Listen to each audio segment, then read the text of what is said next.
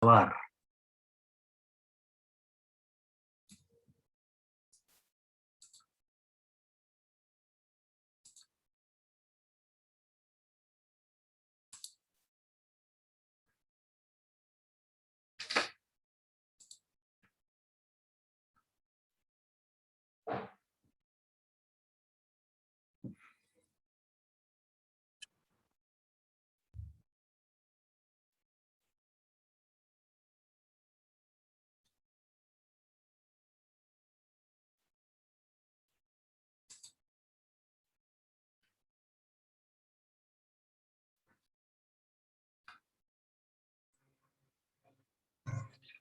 Pero no se lo han cortado. No.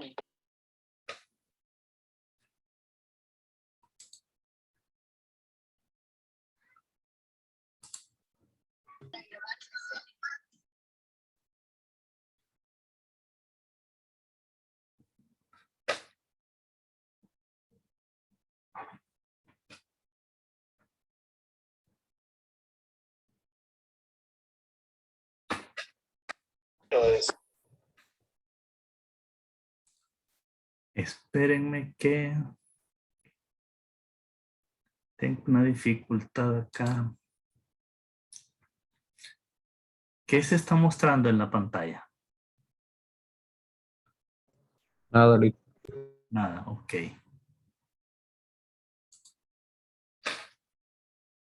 Yo no veo nada, Lisa. Vaya.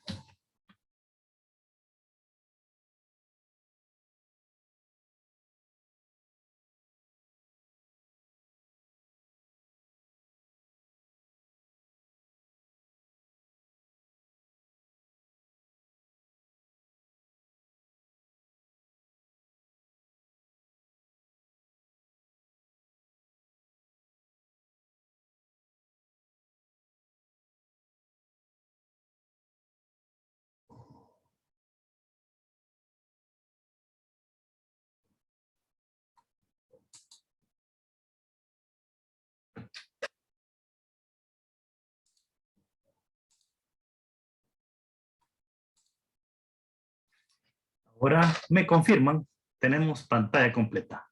Sí, Lick. Excelente. Gracias. Bien. Vamos a ver. Vamos a ver. Esta es la agenda que tenemos para ahora. Vamos a hacer esta retroalimentación del control de lectura 2 del segundo registro. Vamos a continuar con la fase 1 en la parte concerniente al contrato de la consultoría y vamos a iniciar la fase 2 que se denomina el diagnóstico. Y luego ustedes se quedarán con la evaluación del material de este día. Bien, entonces comencemos con la retroalimentación del control de lectura 2.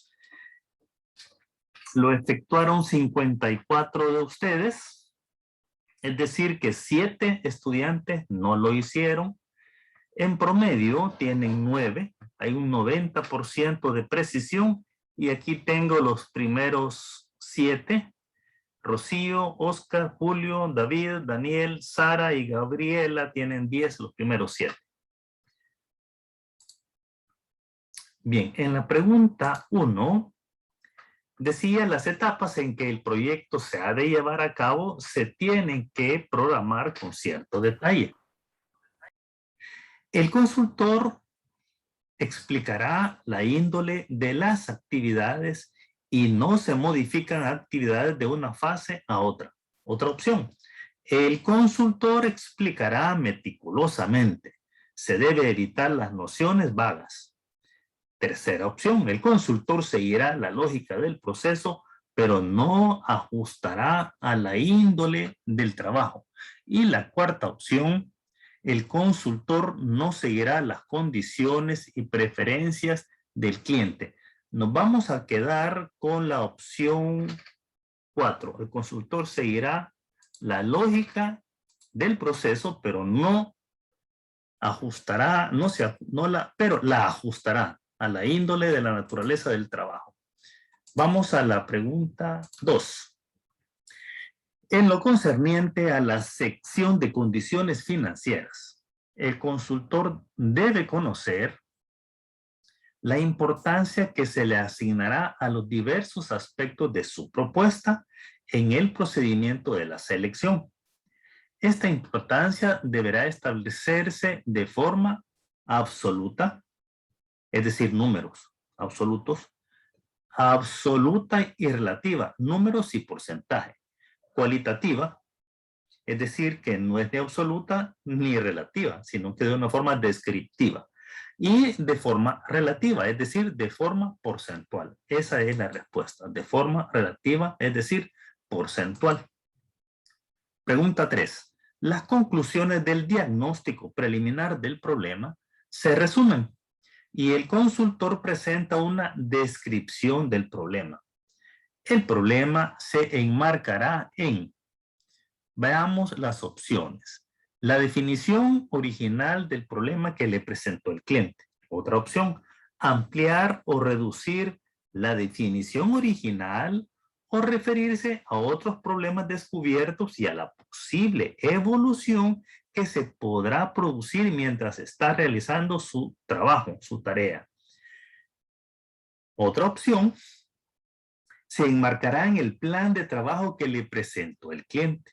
Y la otra opción es, se enmarcará en la forma que proceda en el contexto más amplio de los objetivos, las tendencias y los recursos del cliente. Esta es la respuesta. Pregunta 4. Esta sección de la propuesta describe las conclusiones preliminares del consultor sobre la evaluación del problema, el objetivo que se persigue, el método que se propone adoptar y el programa de trabajo. ¿A qué se refiere? ¿Cuál sección es? Entonces tenemos aquí las opciones. Sección de introducción, sección de contenido, sección de descripción de la propuesta y la sección técnica. Nos quedamos con la sección técnica. Esta es la que contiene el objetivo, el método a realizar y el programa de trabajo. Pregunta 5. En la mayor parte de los casos, la propuesta al cliente incluye 4 secciones. Estas son sección de introducción, sección relativa al contenido de la propuesta, sección relativa a los antecedentes del personal y sección de las condiciones financieras. Primera opción. Segunda opción, sección introductora, sección técnica, sección relativa al personal y antecedentes del consultor y sección de las condiciones financieras. Sección técnica, sección relativa a los antecedentes del personal, sección relativa a los antecedentes de la empresa consultora y la sección de las condiciones financieras. Y la cuarta opción, sección técnica, sección relativa al personal, sección relativa a los antecedentes del consultor y sección de las condiciones financieras. Esta es la respuesta. Pudo haberse confundido cualquiera porque son muy parecidas las respuestas. 6. El consultor debe conocer la importancia relativa que se asignará a los diversos aspectos de su propuesta en el procedimiento de selección. El Banco Mundial recomienda 35 al 40% al plan de trabajo. Otra opción, 40 al 60%. Otra opción, 10 al 20% a la experiencia general de la empresa consultora. 10 al 20% al personal esencial propuesto para el proyecto. Nos vamos a quedar con 10 a un 20% a la experiencia general de la empresa consultora. Pregunta 7. Es la declaración inicial del trabajo que ha de realizar el consultor. Las opciones que tenemos. El diagnóstico preliminar, el contrato suscrito, la planificación de la acción a ejecutar y las atribuciones correspondientes a la tarea del consultor. Nos quedamos con esta. 8. En relación a los honorarios del consultor, importante es no dar oportunidad de debate. Si acaso lo fuere, debe estar preparado para no dar margen de negociación, mantener en que representan un precio justo por un servicio profesional de alta calidad. La otra opción, los honorarios del consultor no son negociables. Y la última opción, dar margen de negociación que se considere justo. Nos quedamos con esa. 9. El plan de trabajo describe los objetivos que se han de alcanzar y el tipo de actividades técnicas en que consiste el trabajo. Al respecto, siempre que sea posible, los objetivos deben presentar. Veamos las opciones. Como observaciones sobre los beneficios financieros específicos con el fin de garantizar que el cliente entiende las repercusiones. Otra opción, como medidas de rendimiento en forma cuantificada donde se describan los beneficios que obtendrá el cliente si el proyecto se completa con éxito.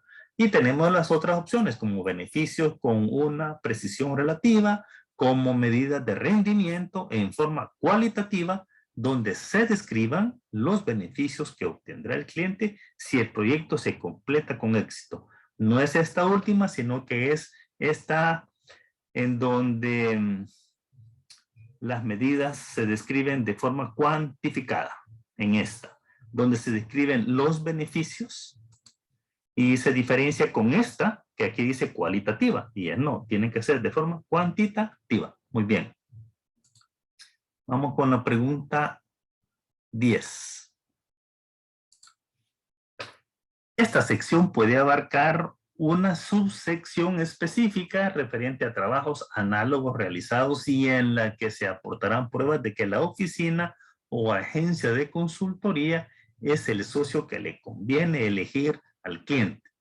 Entonces, aquí tenemos sección que es relativa al personal, sección técnica, sección de las condiciones financieras y sección relativa a los antecedentes del consultor. Nos quedamos ahí con esta. 11. Cuando el consultor se le presenta un requerimiento redactado por el cliente u otro consultor, el consultor debe aceptar ese mandato al pie de la letra, aceptar y adaptar el enfoque a esa preferencia del cliente. Aceptar, ya que el requerimiento describe un cometido que es factible realizar. Y la otra opción, ser prudente al decidir si acepta ese mandato al pie de la letra. Nos quedamos con este último. Pregunta 12. No hay más, solo son 11. Muy bien. Finalizamos esta retroalimentación y pasamos entonces a la clase de ahora.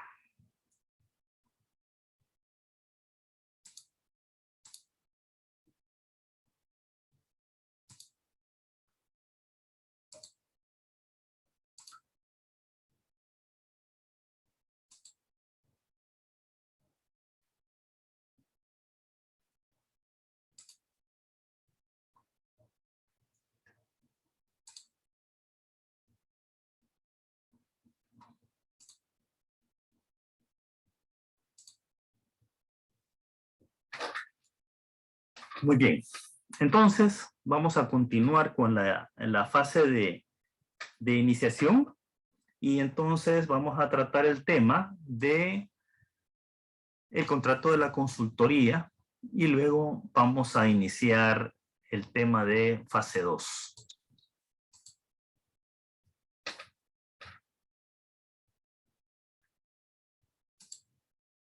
Aquí tenemos las fases de la consultoría. Estamos por finalizar fase 1 y vamos a iniciar hoy la fase 2. Hablando del contrato de consultoría, se considera que la fase inicial del proceso de consultoría ha quedado terminada con éxito. si el consultor y el cliente acuerdan un contrato en el que acuerdan trabajar juntos, fíjense, juntos en el proyecto. Se conocen tres formas principales de concertar un contrato de consultoría. 1, acuerdo verbal. 2, carta de acuerdo. 3, contrato escrito. El acuerdo verbal. El cliente otorga un acuerdo verbal después de haber examinado la propuesta escrita del consultor o incluso sin haber examinado una propuesta si considera que el consultor es la persona adecuada y que aplicará el método profesional que se requiere. El acuerdo verbal se utilizó muy ampliamente en los primeros decenios de la consultoría de empresas, pero actualmente hay una tendencia a utilizar el contrato escrito, es decir, está en desuso el acuerdo verbal. Un acuerdo verbal puede ser suficiente si se reúnen estas tres condiciones. 1, el consultor y el cliente están muy familiarizados con la práctica profesional. 2, el consultor y el cliente tienen una confianza mutua total. 3, el consultor y el cliente conocen sus atribuciones mutuas, recíprocas. Y cuarta condición, el proyecto no es excesivamente importante y no es complejo. Los acuerdos verbales pueden utilizarse más frecuentemente en lo que respecta a nuevos proyectos por cuenta de clientes que ya son conocidos y que con nuevos clientes, es decir, ya se conocen por proyectos anteriores. Si se utiliza un acuerdo verbal, el consultor puede presentar una relación detallada de lo que se ha acordado en su propio beneficio y para que los colegas de la empresa estén plena y correctamente informados. Puede ser conveniente enviar una copia informativa al cliente. La carta de acuerdo. También se le conoce con los nombres de carta compromiso, carta de nombramiento, carta de confirmación o carta de intenciones. Esta es la forma más imperante de contratar servicios profesionales en muchos países. Después de recibir la propuesta del consultor, el cliente le envía una carta de acuerdo en la que le confirma que acepta la propuesta y el mandato sugerido. En la carta se pueden indicar nuevas condiciones que modifican o complementan la propuesta del consultor. En este caso, el consultor a su vez debe contestar si acepta o no esas condiciones. O todo eso se puede negociar verbalmente y luego incorporarse en un acuerdo escrito. Veamos el contrato escrito. Son diversos los motivos que justifican el empleo de un contrato escrito de consultoría debidamente firmado por las partes. Las políticas del cliente pueden imponer el contrato escrito para utilizar servicios externos.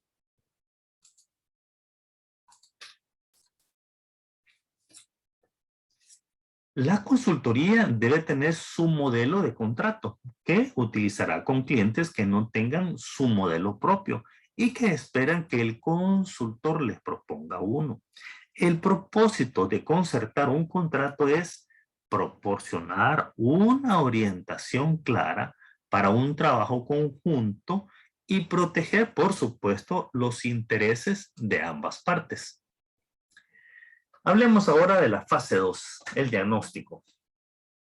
Esta, por supuesto, es la segunda fase del proceso de consultoría. Constituye en realidad la primera fase plenamente de naturaleza operativa. El objetivo es examinar el problema que afronta la empresa y los objetivos que se deberán de alcanzar de manera detallada y con profundidad, poniendo al descubierto los factores y las fuerzas que ocasionan el problema e influyen en él.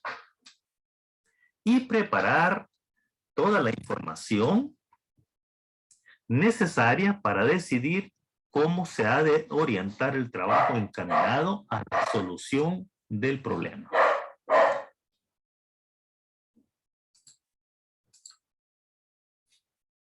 El trabajo de diagnóstico debe partir de un marco conceptual bien claro. Es decir, ese marco referencia puede resultar en un proyecto arriesgado y existe, por supuesto, el riesgo de iniciar investigaciones amplias y costosas. En cualquier empresa, el consultor descubre un conjunto de problemas de importancia e índole diversas, que pueden ser de tipo técnico, humanos, de cualquier otra naturaleza puede ser. El diagnóstico puede incluso llegar a la conclusión de que el problema no tiene solución o que el objetivo buscado no se puede alcanzar y el problema no justifica el esfuerzo. El plan del proyecto preparado durante la fase inicial y confirmado en el contrato ha proporcionado las pautas y un calendario básico para ejecutar el diagnóstico. Sin embargo, puede necesitar una revisión y un ajuste antes de comenzar el trabajo. Es posible que transcurran varios meses entre el final de la fase inicial y el comienzo del diagnóstico.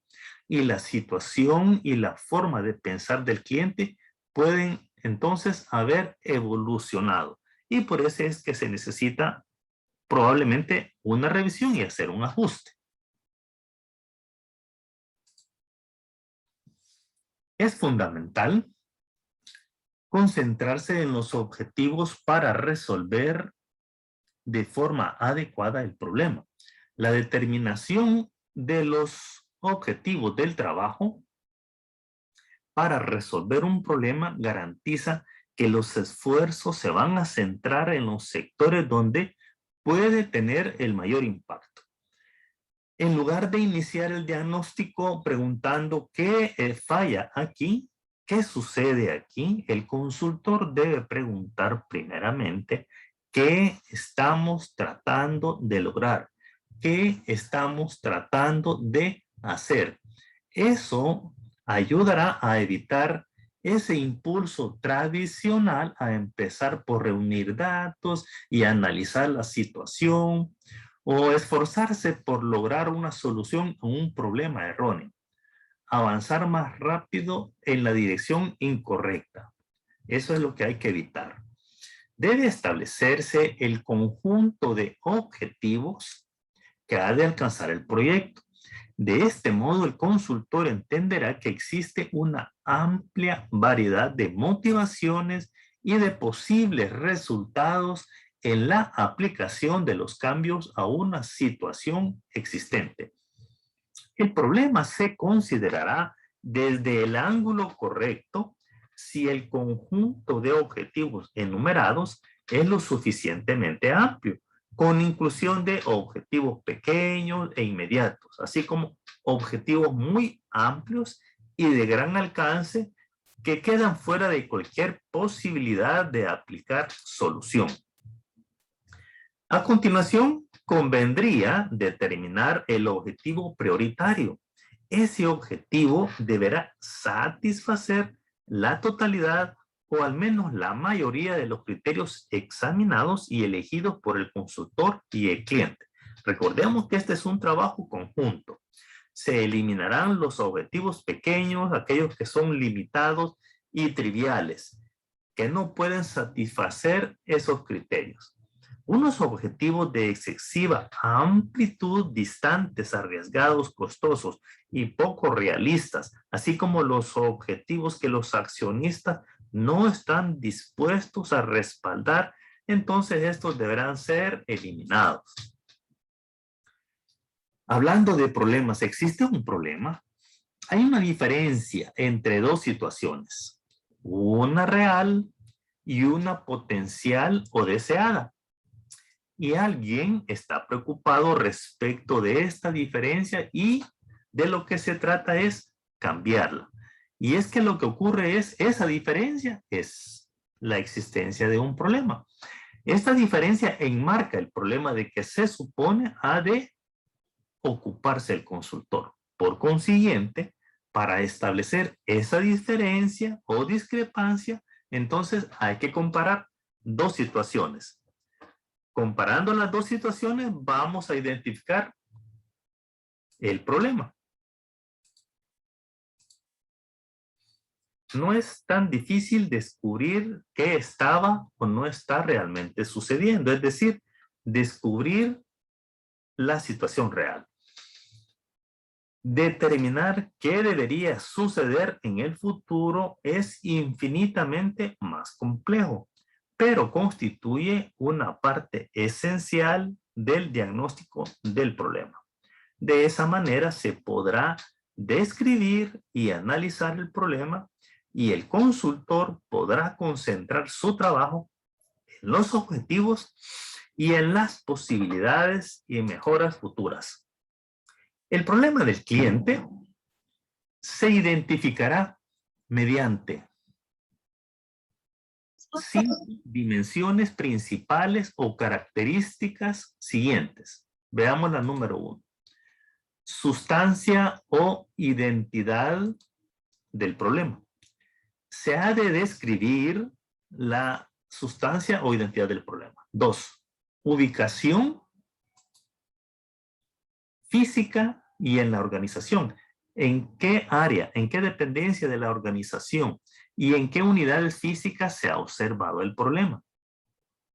¿Afecta a las relaciones externas? Número 3. Tenencia del problema. ¿Qué personas se ven afectadas por la existencia del problema y tienen un interés primordial en resolverlo? ¿Quiénes podrían crear dificultades? Cuando estamos hablando de la tenencia del problema, puede ser bajo rendimiento, puede ser escasez de personal competente, puede ser carencia de ideas, cómo invertir el dinero ocioso o deseo de mejorar los servicios de postventa. De eso es lo que estamos ahí tratando de determinar. Número 4. Magnitud absoluta y relativa. ¿Qué importancia tiene el problema en términos absolutos? ¿Qué importancia tiene en términos relativos? Cuando estamos hablando de términos absolutos, estamos hablando de, por ejemplo, magnitud en la pérdida de tiempo, de trabajo o de dinero, o volumen o capacidades de producción. Valores absolutos. Y cuando hablamos de términos relativos, estamos hablando de los porcentajes. ¿De qué modo afecta a la dependencia o unidad en que se ha observado y a las personas que tienen el problema? ¿Qué importancia tiene para la empresa en conjunto? ¿Qué beneficios obtendrá realmente la empresa si se resuelve el problema? Perspectiva cronológica, esta es la número 5, ¿desde cuándo existe el problema? ¿Se ha observado una vez o varias veces o es periódico? ¿Con cuánta frecuencia aparece? ¿Cuál es su tendencia?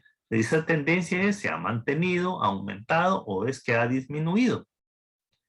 ¿Qué previsiones se pueden hacer acerca de la evolución futura del problema?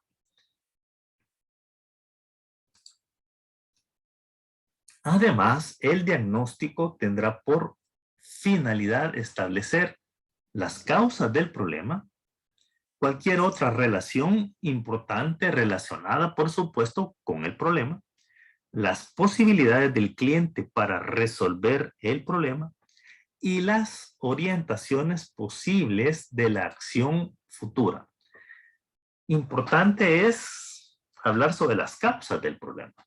Esta es una tarea fundamental del diagnóstico y consiste en, por supuesto, determinar las fuerzas y los factores que están ocasionando el problema. El objetivo es entender la dificultad, no señalar con el dedo a nadie, a persona, a ninguno, no identificar culpables, se debe empezar por adquirir algún conocimiento preliminar o por partir de algunas ideas respecto de cuáles podrían ser las causas.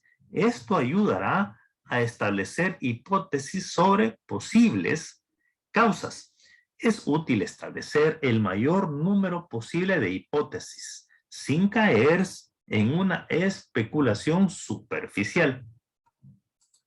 La reunión y el análisis de datos se concentrarán principalmente en causas de naturaleza hipotética, eliminando las hipótesis que no se pueden justificar con hechos y añadiendo nuevas hipótesis que surjan de las entrevistas con el cliente o de otras fuentes. Se debe aplicar un método científico riguroso. Recordémonos que el método científico riguroso reúne prueba y error, ¿verdad? No se deben omitir pasos, tampoco alterar el orden lógico, ya que no se arribaría a ninguna conclusión válida. Entonces, con el tiempo, el consultor debe poder determinar la causa o las causas reales entre los numerosos factores relacionados de alguna forma con el problema. Cualquier problema empresarial o gerencial está relacionado con otros problemas y existen otras relaciones, además de las que se pueden determinar entre un problema y su causa, o pueden ser varias causas. Por ejemplo, hay factores que agravan o atenúan el problema sin ser su causa directa. Pueden dificultar o facilitar la solución del problema. Al resolver un problema se puede descubrir o crear nuevos problemas. A menudo uno se puede tropezar con una nueva dificultad al suprimir la existente. Es necesario investigar y poner al descubierto esas relaciones y problemas potenciales. La capacidad potencial del cliente tiene varias dimensiones. Es preciso saber si posee los recursos materiales y financieros y los conocimientos técnicos necesarios para solucionar el problema.